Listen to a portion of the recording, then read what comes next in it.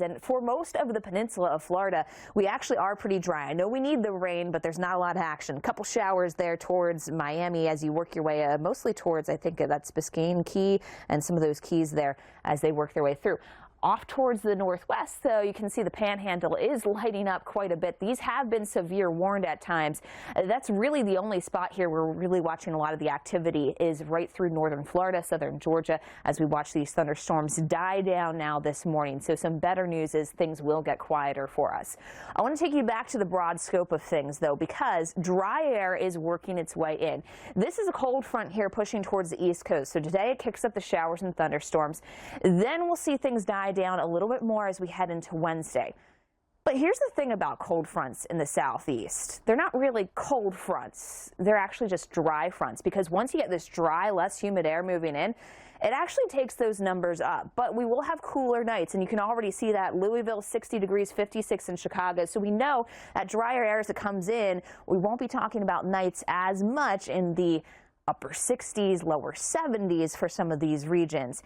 And like I said, those dew points are also up right now. So you can still see in the 60s here. We have the 50s, though, in Louisville. So we're starting to get that drier air in on the backside. That drier air is what you're going to note as you head out and about through the upcoming days. Here we are in Nashville, 86 for the high today. Looking good there. Atlanta, still a few thunderstorms as the front still tries to sag its way off towards the southeast. Jackson, hot one for you at 90 degrees. We do get more of this dry air to overtake the area as we head into tomorrow morning. So you can see what a difference it does make here with our dew points, knocking them out of that 60-degree green threshold back into the 50-degree dry threshold. And it does make a difference. That quiet down a little bit. That front is still trying to bring the dry air south, and Wednesday morning you can already see not as many clouds. Moisture held well to the southeast.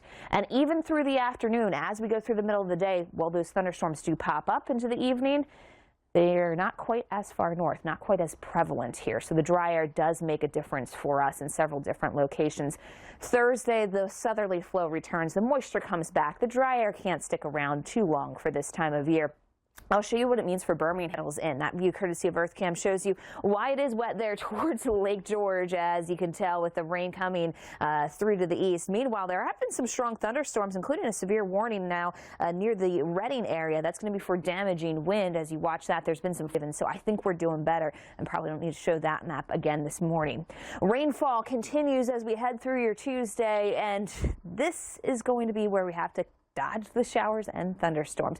The good news is, at least for a place like Pittsburgh, much deserved chance to dry out today. 75 with partly sunny skies, but to the east you can see those thunderstorms from Burlington to D.C., Virginia Beach to Boston will have the chance for rain. These storms try to move out pretty quickly, but there is still some more with that final push along the line here as we head into the afternoon.